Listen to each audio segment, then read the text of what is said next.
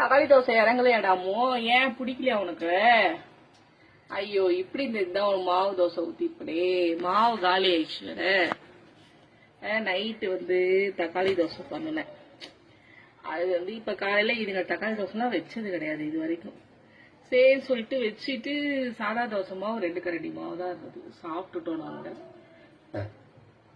உக்காந்துருக்குது, தூக்கி போட்டுடுச்சு. பிடிக்கல போல தருது. பிடிக்கலையா?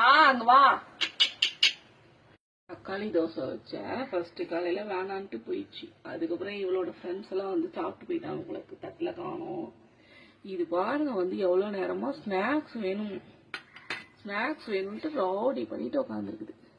எவ்வளவு நேரமா உட்காந்துருக்குது. நானும் அங்க இருந்து பாத்துட்டு இருக்கேன். அவரும் என் ஹஸ்பண்டும் சொல்லிட்டு போறாரு.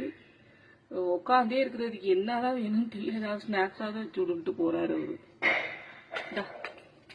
ஒரு சாப்பிட்டு காரா செய்ய வச்சிருக்கேன். சாப்பிட்டு ஒரு ஓரண்டையா அந்த தக்காளி தோசையும் சாப்பிடல.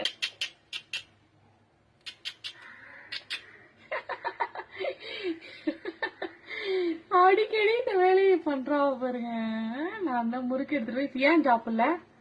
நான் சாப்பிடவே இல்லடி. வாயில வச்சுட்டு போனதே நான் சாப்பிடல. ஏண்டி சொச்சு சொச்சுன்னு கூப்பிடுறேன் அப்படின்னு கூப்பிடுறேங்கிற கரெக்டா?